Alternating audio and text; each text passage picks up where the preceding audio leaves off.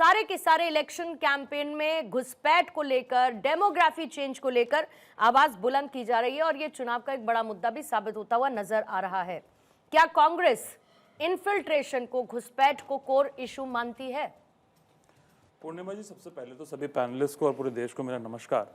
देखिए, भारतीय जनता पार्टी की अब एक शैली बन गई है। आप देखिए दिल्ली का चुनाव, दिल्ली के चुनाव में ये बोला गया कि रोहिंग्या आ गए हैं, घुसपैठी आ गए हैं, आपका अधिकार छीन लिया जाएगा, आपके सारी सुख सुविधाएं रोहिंग्याओं को दे दी जाएगी। लेकिन 10 साल से 12 साल से किसकी सरकार है केंद्र में? भारतीय जनता पार्टी की सरकार है। पुलिस किसके अंडर आती है? भारतीय जनता पार्टी के अंडर आती है। और अब तो भारतीय जनता पार्टी की ही सरकार है दिल्ली में भी। उसके बाद बिहार में लगभग 20 साल से एनडीए की वहां पे सरकार है, नीतीश कुमार जी के नेतृत्व में वो सरकार चली। खैर, उनको मक्खी की तरह हटा दिया गया, दूध में बड़ी मक्खी की तरह हटा दिया गया अब। लेकिन 12 साल से केंद्र में भारतीय जनता पार्टी की सरकार है, एनडीए की सरकार रही बिहार में, लेकिन वहां पे भी घुसपैठी आ गए। अब प्रधानमंत्री जी असम गए हैं, बंगाल गए हैं, वहां पे भी वही राग अलापने का काम कर रहे हैं। अपने जमीर में, अपने गिरबान में झांक के देखिए। आप ये देखेंगे इस चीज को पूर्णिमा जी कि देश में एक ऐसा प्रधानमंत्री है अब इस समय जो 12 साल में सरकार होने के बावजूद भी, अपनी सशक्त सरकार, मजबूत सरकार, 56 इंच छाती वाली सरकार होने के बावजूद भी विपक्ष से सवाल पूछने का काम कर रहा है, विपक्ष पे आरोप मढ़ने का काम कर रहा है। अब आप मेरी बात सुन लीजिए पूरी। घुसपैठ है या नहीं? घुसपैठ है या नहीं है? मैं बस इतना मानती हूँ, कांग्रेस मानती है इन्फिल्ट्रेशन इशू है कि नहीं है? आप इसको डिनाई करना चाहते हैं, आप इसको जस्टिफाई करना चाहते हैं, तरीका आप चुन लीजिए, लेकिन इन्फिल्ट्रेशन आपको लगता है इशू है? उसी पे बोल रहा हूँ। आइए ना, उसी पर। इन्फिल्ट्रेशन बहुत बड़ा इशू है। मैं इस बात को मानता हूं कि अगर देश में घुसपैठिए घुस रहे हैं, घुसपैठिए आ रहे हैं, तो ये केंद्र सरकार की विफलताओं का ही नतीजा है पिछले 12 वर्षों में कि घुसपैठिए देश में आ रहे हैं। मैं आपको 14 के बाद आए, सिर्फ 14 के बाद आए। मैं आपको कुछ आंकड़े मैं भी दे दूंगी। मैं बस इतना पूछना चाह रही हूँ, बहुत इंपॉर्टेंट है। मैं बस इतना पूछना चाह रही हूँ कि क्या ये इन्फिल्ट्रेशन 14 के बाद ही हुई? क्या ये इन्फिल्ट्रेशन 14 के बाद हुई? आप कह दीजिए हाँ हुई, तो रोहन गुप्ता इसका जवाब देंगे। उससे पहले इन्फिल्ट्रेशन नहीं होती थी? उससे पहले नहीं होती थी इन्फिल्ट्रेशन? बिल्कुल हुई है ना? उससे पहले भी होती थी, उससे पहले भी इन्फिल्ट्रेशन होती थी, लेकिन उस पर काम होता था। मेरा आंकड़ा सुन लीजिए। अच्छा। और मेरा नहीं, ये मिनिस्ट्री ऑफ एक्सटर्नल अफेयर्स का, और जो संसद में सवालों के जवाब दिए जाते हैं उसका आप एक आंकड़ा सुनिए। 2004 में यूपीए की सरकार आई, हमारी सरकार आई मनमोहन सिंह जी की। 2005 में 14,916 लोगों को, जो इलीगल इमिग्रेंट्स थे, उनको डिपोर्ट किया गया बांग्लादेश। 2006 में 13,692 इलीगल इमिग्रेंट्स को डिपोर्ट किया गया। 2007 में 12,135 को किया गया। 2009 में 10,602 को किया गया। 2010 में 6,290 लोगों को किया गया। 2011 में 6,760 लोगों को किया गया। 2013 में 5,234 लोगों को किया गया। उसके बाद अब सुनिए, 2014 में जब केंद्र में मोदी जी की सरकार आई और एक मजबूत सरकार जिसको आप बोलते हैं वो आई, 2014 में 990 लोगों को किया गया। 2016 में 308 लोगों को डिपोर्ट किया गया। 2017 में 51 लोगों को डिपोर्ट किया गया। 2018 में 445 लोगों को डिपोर्ट किया गया। 2019 में 299 लोगों को डिपोर्ट किया गया। 2022 में केवल 50 लोगों को डिपोर्ट किया गया। 2023 में जो दिल्ली पुलिस के आंकड़े कहते हैं, दिल्ली में से सिर्फ 5 लोगों को डिपोर्ट किया गया। तो ये जो सरकार है, 2011 का जब सेंसस हुआ था तो किसकी सरकार थी? ये कितनी 2011 का सेंसस जब हुआ था ईशान, तब किसकी सरकार थी? 2011 के सेंसस में। अच्छा, 2011 मैं वही बोल रहा हूँ, 2011 के बाद से तो खैर सेंसस भी नहीं हुआ। नहीं हुआ। मैं कह रही हूँ 2011 में जब सेंसस हुआ उस वक्त किसकी सरकार थी? ये कितनी सीरियस, मैं भी तो सीरियस बात ही कह रही हूँ। ये इन आंकड़ों से ईशान, 2011 में जब सेंसस हुआ उस वक्त किसकी सरकार थी? बीजेपी की सरकार थी, कांग्रेस की सरकार थी? कांग्रेस की सरकार थी।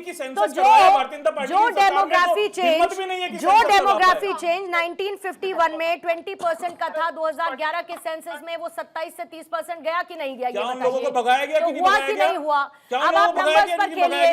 रोहन गुप्ता, ईशान ये नहीं कहेंगे। रोहन गुप्ता सवाल पूछ के मत जाइए। नहीं, मैं सवाल पूछ के नहीं, मैं उसी के साथ आगे बढ़ रही हूँ। रोहन गुप्ता जी, देखिए, दो पूर्णिमा जी, चीजों आप को भी समझना देखिए, चाहती हूँ।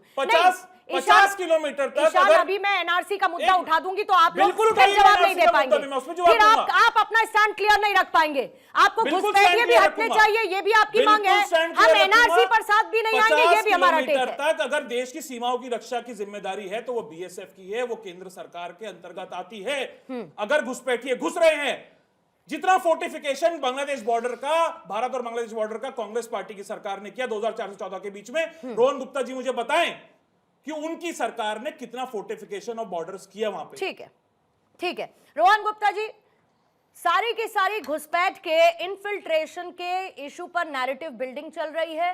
इसे हम सिर्फ एक कोरे चुनावी मुद्दे की तरह देखें, इसे सीरियस डेमोग्राफी चेंज के एक पैटर्न के तौर पर देखें, तो साथ में यह भी समझना होगा कि फिर बीते 10 सालों में ग्राउंड में एक्चुअल रिडक्शन कितना हुआ, क्योंकि अभी अभी कुछ नंबर्स ईशान ने रखे हैं यहां पर।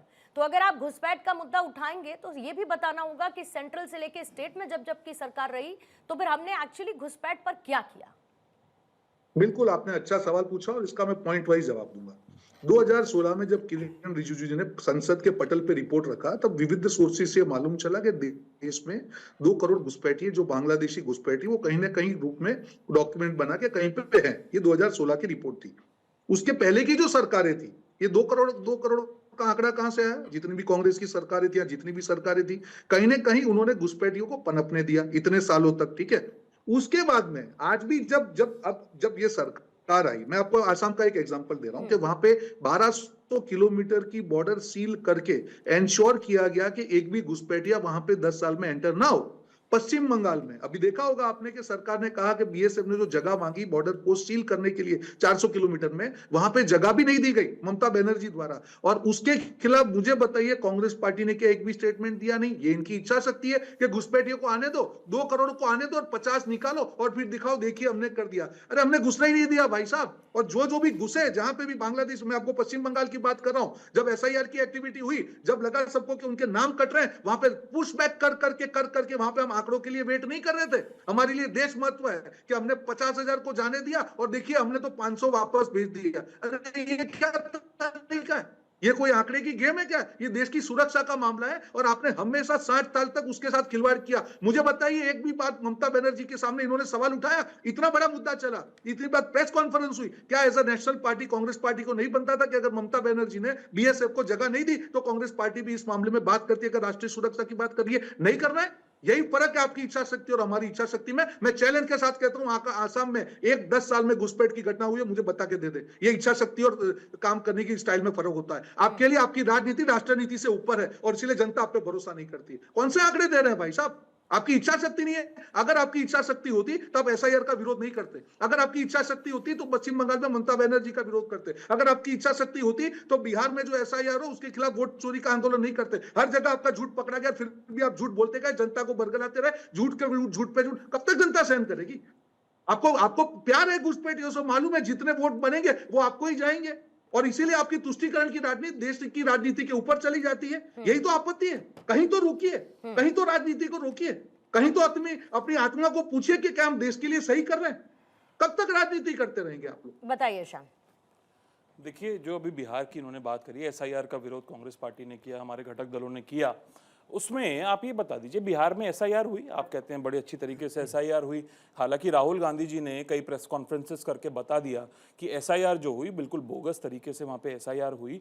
हमने जो जिंदा वहाँ पे वोटर्स थे जिनको मृत घोषित कर दिया गया था, उनको पूरी मीडिया के सामने उनको सामने रखने का काम किया और वो जो मरे हुए लोग आपने काटे थे जिनके वोट, वो जिंदा होके हमारे स्टेज पे पता नहीं कैसे पहुंच गए।